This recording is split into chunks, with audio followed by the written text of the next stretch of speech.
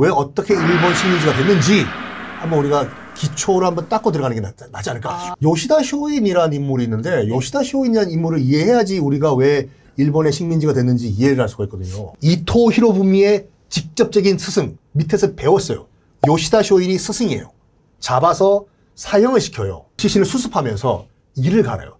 에도 막부 내가 가만 안 놔둔다. 의열단이 정의를 맹렬하게 우리가 만든다 해서 의열단이거든요. 만주나 이런 데서는 항일 투쟁을 하니까 일본 입장에서는 되게 껄끄러웠고 막을 방법이 없는 거예요. 그리고 김원봉은 나중에 해방 이후에 북에서 큰 역할을 해요. 맞아요.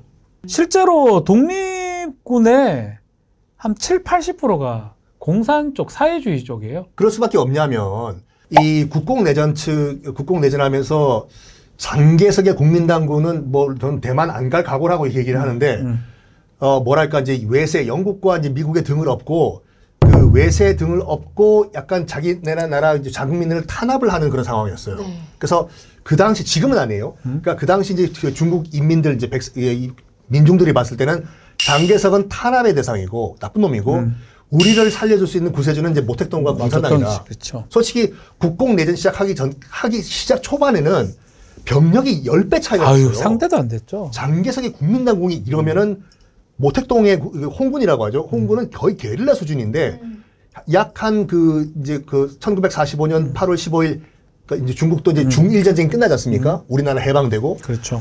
마지막 4년 정도의 국공내전 때 이게 역전이 돼 버려요. 왜냐하면 민심이 일로 돌아서 버렸거든요. 국민들이 이제 조선 인민들이 중국 인민들이 약간 이상한데 이게 몇 번 얘기했죠. 중국의 국민들이 이제 마오쩌둥 편을 드는 거죠. 1949년도에 이제 중국 통일하거든요. 네. 그때쯤은 그 45년부터 한 4~5년간은 완전 공산당이 이기는 거죠. 도망가죠. 결국은 도망가서 대만 쪽으로 타이완으로 도망간 거잖아요.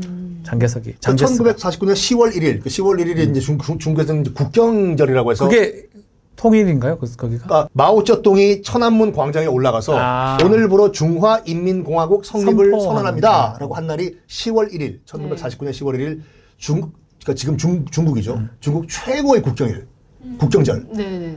그러니까 방금 말씀하신 것처럼 4년 동안에 중국 대륙을 이게 역전이 돼버린 거예요. 왜냐하면 형식적으로 유일한 합법 정부는 장개석의 그렇죠. 국민당 정부인데. 왜냐하면 그 전에가 슈넌이에요. 슈넌이 국민당이잖아. 그렇죠. 네. 그러니까 청나라가 망하고 신의 혁명으로 슈넌이 그걸 하면서 그 후계자가 장개석이거든. 국민당이 유일한 합법 정부인데 그 당시만 하더라도 일단 1945년 8월 15일 날 중국도 우리나라 해방이 되고 중국은 중일 전쟁이 끝나고 이제 승리를 한 거죠. 그러면 전쟁으로 얼마나 황폐화됐겠습니까? 중국 대륙이. 나라 재건에 앞장서야 되는 이런 장개석이 나라 재건이고 나발이고 모택동 잡아 죽이라고 공산당 마지막 최후의 이 숨통을 끊기 위해 가지고 나라는 지금 개판인데 모택동 잡으라고 민심이 확 돌아선 거거든요. 특히 이제 그 당시에 이제 월급을 줘야 되잖아요. 군인들한테. 돈이 없어가지고 일단 돈을 막 찍어낸 거예요. 하이퍼 인플레이션이라고 해서 이 통화 팽창. 그러니까 한마디로 말해서 돈이 종이 쪼가리가 돼버린 거예요. 나라가 엉망이 되는 나라가 엉망이에요. 이런 상황에서 그 당시 이제 모택동의 홍군은 이제 뭐랄까 중국 대륙을 돌면서 철저하게 민심을 챙기는 정책을 펼치는 게 뭐냐면 이것까지 얘기를 해요. 밑에 있는 그 홍군들 지금 나중에 뭐 인민해방군이죠. 어떤 마을에 들어가도 절대 민폐를 끼치지 말고 너희들이 어떤 누구 집에서 잠깐 자는 일이 있으면 나올 땐 이불 개고 나오라. 이런 말까지 해요. 그래서 절대로 얻어먹지 말고 차라리 풀뿌리 깨먹으라고. 그러니까 중국 그 당시 이제 인민들 청년들이 어떻게 누구 편에 가겠어요? 저게 지금 우리 월급도 안 줄고 세금은 뜯어먹는 국민당 정부에 붙겠어요. 국민당 군에 와가지고 이불까지 개주고. 홍군 편에 붙죠. 당연히 공산당이 되죠. 역전이 돼버려요. 역전이 돼가지고 그 1949년 12월, 그러니까 10월에 이제 그 베이징에서 중화인민공화국 성립을 한 다음에 2달 후 이제 장개석은 쓸쓸하게 미 해군의 배를 얻어 타고 멀리 멀어지는 중국 대륙을 보면서 다시 돌아온다 중국 대륙 타이완으로 들어가 버려요. 그리고 지금도 타이페이에 가면은 장개석의 가묘가 있어요. 정식 묘가 아니에요. 대륙을 바라보면서 죽기 전에 가려고 죽기 전에 이혼이 장개석이 나 죽고 나중에 내 국민당이 다시 대륙을 수복하면 그때 내 정식묘를 대륙에 만들어라. 아직까지 가묘예요. 타이페이에 의외로 지하철이 생긴 지가 얼마 안 돼요. 그래요? 타이페이. 그리고 돌아갈 생각을 자꾸 하나 보다. 그러니까 지금 얼마 전까지만 하더라도 지금 그 원어원 빌딩이라고 큰 거 생겼지 않습니까? 타이페이에 큰 빌딩. 네네. 불꽃놀이 막 하는데 그거 빼고는 다 낡아 빠진 건물이 뭐냐면 장개석이 이렇게 얘기했다니까요. 어차피 우린 대륙으로 돌아갈 사람들이기 때문에 새로 건설하지 말라고. 최근에 지하철 생겼어요. 타이페이에도. 그렇구나. 어쨌든 간에 그래서 중국의 이 영향력 때문에 그런지 몰라도 우리나라 독립운동도 하는 사람 공산당이 더 많았던 것 같아요. 사회주의 계열이 훨씬 많았던 것 같아요. 참 우리가 왜 이런 얘기를 하려고 했냐면 네, 대부분의 독립군들이 다 그래가지고 네, 장개석의 국민당의 소속이 아니라 그 당시 이제 그 모택동의 그 홍군이 이제 팔로군이라 그랬죠. 우리 저번에 한번 얘기했죠. 그렇죠. 네, 팔로군. 다 이제 모택동의 밑에 있던 그 그러니까 중국 인민해방군에서 밑에서 그 독립운동을 한 거예요. 네. 그래서 대표적으로 그 중국 모택동의 그 근거지가 어디냐면 그 당시 홍군의 근거지가 연안이란다고 했어요. 중국에. 네. 거기서 같이 모택동과 함께 그 혁명을 일으켰던 우리 조선 이 독립군을 연안파라고 하는 게 뭐냐면 그 연안 공산당의 그 헤드쿼터였던 연안 출신이었는데 그러니까 우리들 방금 말씀하신 것처럼 그 중국 베이징에 가면은 노구교라는 다리가 있거든요. 노구교가 어떤 다리냐면 그 1937년 7월 7일 그 중일 전쟁이 일어났던 그 대립의 현장이에요. 네. 그러니까 중국 입장에서 봤을 땐 중국과 일본의 대결의 상징이에요. 네. 노구교라는 다리가. 거기 보면 항일 독립 기념관이라고 있어요. 거기 가면 밑에는 뭐냐면 중일 전쟁 때 직접 중국군들이 그 모택동 홍군들이 그 수거한 피 묻은 일장기가 다 밑에 깔려 있어요. 밟고 지나가라고. 정말요?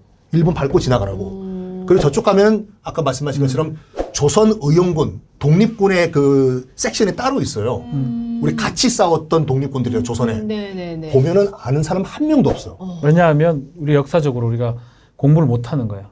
왜냐하면 다 북한 쪽이라고 봤기 때문에. 근데 지금 이제 그 한참 뒤에 이제 김원봉도 얘기하면서 많이 바뀐 거죠. 그때는 임조차 꺼낼 수 없죠. 그렇죠. 왜냐하면 우리가 남북으로 갈라져 있고 북쪽에 약간만 이로운 얘기를 하면 역사적으로도 마찬가지고 잘못됐다고 생각했던 시기니까요. 그래서 사실은 바로 연결이 될 것 같은데 그 독립운동이나 이런 운동을 했던 게 사회주의 계열이 꽤 많았습니다. 그래서 미군이 이제 1945년도에 한국에 들어오면서 남한하고 북쪽은 뭐 소련군이 들어오고 그게 가장 두려웠던 것 같아요. 지금 정부는 없고 임시정부가 있긴 하지만 거기 말고 뭐 당시 이제 해방 이 전국에서는 대부분 사회주의 계열이 많다라고 판단했지 않았을까 생각이 들어요. 그 사회주의가 될까봐. 그것도 두렵고. 그러니까 가만 보니까 이 사람들 시키기엔 뭐하고. 그러니까 새롭게 뭘 뽑지를 못하니까 결국은 계속 있던 친일파들을 계속 등용을 한 것 같아요. 그래서 한때 뭐 논란이 됐던 점령군 얘기 있잖아요.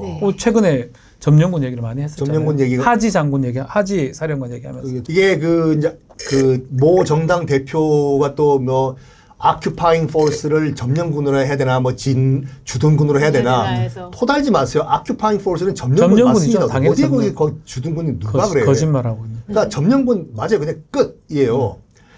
근데 이제 그 메가더 포고령이라고 뭐냐면 그 당시에 이제 메가더가 이제 그 조선에 주둔을 하면서 그러니까 하지 중장의 23 군단인가 22군단이군요. 그 이제 조선에 보내면서 조선에 남아있는 일본 군들 무장 해제시켜라 라고 보내요. 그러면서 조선 이 백성들에게 이 고함 메가더 포고령을 발표를 해요. 1호. 네. 거기에 뭐라고 나왔냐면 우리 미합중국 군대는 조선을 아큐파이 하기 위해서 들어간다. 점령하기 위해서. 그건 토달지 말아요. 점령 맞아요.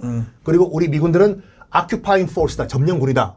얘기를 하고 뭐라고 얘기하냐면 쭉쭉쭉 얘기하면서 지금까지 조선에서 일하던 관공서든지 어디서 일하던 그 직장인들은 동요하지 말고 그대로 하던 일 계속하라.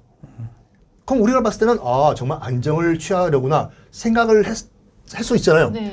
바꿔 얘기하면 일제시대 때 일본 월급 받고 부역을 했던 그대로 부역자들 그대로 그냥 월급 받고 일해라 이거예요. 일제 부역자들 터치 안 할 테니까 그렇죠. 계속 일하라 이거예요. 반대로 소련이 들어간 거 소련에서는 포교령을 다르게 합니다. 지금 말한 소련은 얘기한 것처럼 다 숙청을 해요. 네. 그러니까 소련하고 미국하고 달랐던 거. 특히 미국 포교령에 따르면 점령으로 들어왔고 이 친일하던 아니면 지금 이때까지 일을 하던 사람은 그대로 썼던 결과가 된 거거든요, 사실은. 근데 그거는 이제 우리 이면을 지금 들어보면 그런 게 있었던 것 같아요. 사회주의 계열이 많기 때문에 민중하는 운동하는 사람들을 채용을 하기에는 부담스럽고 그렇지요. 믿지를 못하는 거예요. 예. 그러니까 지금 믿을 수 있는 사람들은 일본에 부역했던 사람밖에 사람들. 없었다고 아마도 메가더 하지 사령관이 판단했지 않았을까 저는 그렇게 봅니다. 그러니까 뭐 북한에 대해서 제가 뭐 찬양을 한다든지 이런 건 아니지만 그러니까 김일성이 이제 북한에서 집권을 한 다음에 그래도 한 건 뭐냐면 친일파를 완전 청산을 숙청하죠, 숙청을 해버렸어요. 그러니까 우리나라는 나름 뭐 이제 집권 세력이 그 당시 이제 일제 뭐 더 올라가면은 저 조선시대 때 뭐 이 세도 정치의 노론 벽파까지 올라가지만 쭉 몇백 년 동안 이어온 뭐랄까 집권 세력이 지금까지도 이어지고 있거든요. 네, 맞아요. 근데 북한 같은 경우에는 딱 김일성이 집권하자마자 싸그리 다 숙청을 해요. 근데 그것도 저는 차이 같아요. 남한에는 당시 막 건준이라고 건국준비위원회가 있었는데 건준이라는 역할을 해야 하고 거기서 사실은 지도 세력을 만드는 게 맞는데 이 미국이 봤을 때는 못 믿겠는 거야. 이 다 사회주의 같은 느낌. 여운형도 사회주의고 그러니까 얘들 못 믿는 거야. 그 남한까지 만약에 공산화가 되면 미국 여기 온 이유가 없는 거거든. 그래서 이쪽 맡기지 않고 다시 친일파로 간 것 같고 소련은 좀 달랐던 것 같아요. 소련은 어차피 지금 이 김일성을 비롯한 우리 쪽 사회 쪽 공산당 사람들이기 때문에 친일파 제거에도 큰 문제가 없다고 판단했지 않았을까. 그 차이 때문에 이거는 뭐 잘했다 못했다는 말이 아니고 그것 때문에 이 북쪽은 친일파가 다 숙청됐고 남쪽은 그대로 사는 거예요. 그대로. 네, 그래서 그 이념이 달라가지고 막 그때 영화 보면 막 그게 지금 싸우고 그래서 뭐 가족들이 그렇죠. 달라지고. 그래서 결국은 이정재가 반민특위에서 재판을 반민특위라고 이제 이승만 정부 때죠. 그때 네. 헌법 만들면서 친일파 했던 사람들 다 죽이겠다는 헌법을 통과시킨 거예요. 그래서 반민특위를 했는데 중간에 하다가 그 반민특위 해체됩니다. 이정재가 재판받으러 가는 게 반민특위 재판받으러 가는 거거든요. 그러니까 반민특위도 약간 그 이승만이 쇼를 한 게 뭐냐면 하도 친일파 청산하라 친일파 청산하라 그러니까 그냥 하는 척 한 거예요. 그 그렇죠. 반민특위라는 걸 만들어 놓고 그래 친일파 다 끌어오라고 이제 쇼를 한 거죠.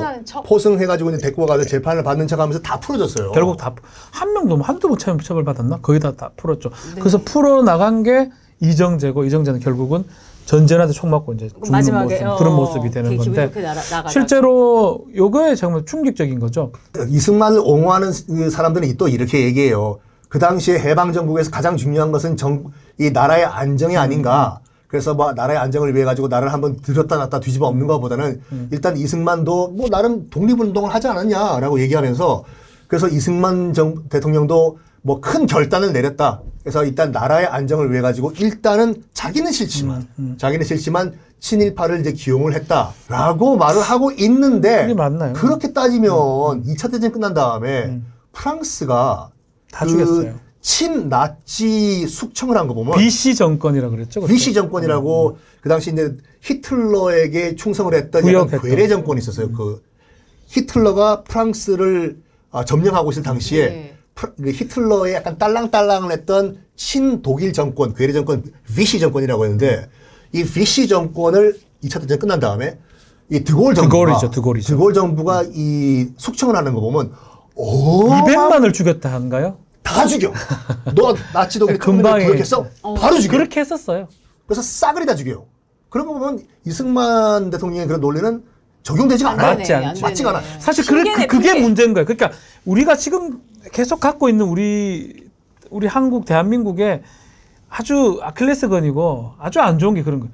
정리를 못했다는 거예요. 그러면 결국은 부역을 하고 기회주의자처럼 행동해도 괜찮다라는 사고방식이 잘 살잖아. 더 잘 살잖아. 네, 그러면 만약에 나라가 어려워지고 힘들어졌을 때 누가 나를 위해서 일하려고 하겠어요. 당연히 저쪽 상대국에 가서 이거 해도 나중에 또 살 수 있는데 기회적으로. 우리가 봐온 게 그런 사람들이 훨씬 더 잘 살고 있는데 후손까지. 뭐 저번에 한번 말씀드렸지만 이거 하나로 게임 끝이에요. 인도교 1000명의 우리 서울 시민들이 한강철교 건너고 있는데 맞아. 그거를 지는 대전으로 튀어버리고 이걸 폭파시킨 거 이거는 게임 끝이라니까요. 그거는 뭐 대통령의 자격이 없는 1도 거예요. 없는 거죠. 많이 댓글들을 달아주셨어요. 이승만의 악행은 정말 그거 말고도 없다고. 뭐 보도연맹이고 그냥 내가 봤을 때는 이승만의 명령에 터잡아서 죽은 우리 양민이 전 더 많지 않을까. 그 정도로 아픈 보도연맹이 역사죠. 뭐냐면 그때 태극기 휘날리며 해서 고 이은주 씨가 네, 내가 한 일은 뭐 사인 한 번 하고 나 쌀 조금 얻어온 것밖에 없다. 그게 무슨 죄냐고. 그래서 가입했다고 했죠. 죽잖아요. 예. 그러니까 그 당시는 뭐 일단 그 보도연맹을 실적을 올려야 되니까 사인을 다 받은 거예요. 사인을 다 받고 이제 얼떨결에 사인하면 도장 찍으면 쌀 준다고 하니까 얼떨결에 그냥 정말 억울하게 죽은 양민들이 얼마나 많다고 보도연맹 때문에. 그래서 그런 역사 오늘 뭐 일본 메이지 유신부터 해가지고 네. 해방 이후에 우리나라 해방 전국까지 얘기를 했는데 메이지 유신은 한 번 더 얘기를 해주시면 좋을 것 같아요. 그 아까 초반에 우리 박 변호사님께서 말씀하신 것처럼 정말 유럽 열강과 절대 비교는 안 됐지만 유럽 열강과 아프리카 그 당시에 약간 그 근대화가 안 된 국가 같은 경우에는 약간 국력의 차이가 있어가지고 그렇죠. 뭐 문명도 다르고 방법이 없죠. 열강이 식민지화되는 거는 어느 정도 이해가 될 수도 있죠. 막을 수가 없었을 겁니다. 그렇죠. 그렇지만 일본과 조선은 그러니까 어느 정도는 비등비등한 관계였어요, 이거요. 그렇죠. 실질적으로 조선이 더 국력이 센 적도 있었고, 근데 일본이 왜 이 역전해가지고 이 조선을 식민지로 만들어냈는가? 이거는 메이지 유신과 에도 시대를 이해를 하셔야지 그렇죠. 다 이해가 돼요. 그러니까 그거를 알아야지 우리 근대에 우리가 또 잘못했던 배워야 될 부분도 알 수 있지 않을까 생각이 이게 듭니다. 참 중요한 게 뭐냐면 우리가 중국 역사에 대해서는 조금 알잖아요. 마지막에 청나라에 뭐 서태후도 나오고 강희제, 뭐 권룡제도 나오고 아편 전쟁도 나오지만 에도 막부가 260년이에요. 네. 그 도쿠가와 이에야스가 집권한 다음에 에도 막부가 260년 동안 쭉 이어지는데 에도 막부에 대해서는 아는 게 아무것도 없어요. 조선통신사 정도밖에 몰라요. 우리가 몇 번 갔던. 조선통신사도 거의 초기고 에도 막부. 260년 동안 일본이 어떤 과정을 거쳐서 발전했는지 우리가 안 배우니까 학교에서 전혀 모른다니까. 안 알려주니까. 왜 안 배운 거예요? 그 우리 문교부 좀 지금 뭐라고 이렇게- 하세요, 변호사님. 문교부요. 문교부 아니면 뭐지? 교육부구나. 뿌리가 이렇게 돼 있었어 그랬구나 우리는. 뭐 그것도 있고 우리가 좀 그런 공부를 우리가 좀 하면 좋을 것 같아요. 네. 나중에 한번 우리 또 에도막부에 대해서 한번. 에도막부와 메이지 유신 한번 얘기하죠. 네네네. 다음 회차 때는 그럼 에도막부와 메이지 유신에 대해서 조금 더 자세하게 얘기해 보는 걸로 할게요. 아니면 뭐 네. 막부에 유명한 사람을 한 명 저 얘기해 주시든지. 좋죠. 그런 것도 막부. 괜찮을 것 같아요. 예. 막부가 뭐예요? 이건 다음 시간에. 이거는 뭐 굳이 알 필요 없습니다. 다음 시간에. 네. 막막하죠. 이런 기습질문 있어요? 막막해요. 누나 막막해요. 예. 여러분 궁금하시면 계속해서 구독, 좋아요, 알림 설정 눌러주시고 계속해서 다음 주에도 기다려주시기 바랍니다. 즐거운 시간이었습니다. 감사합니다, 여러분. 고맙습니다.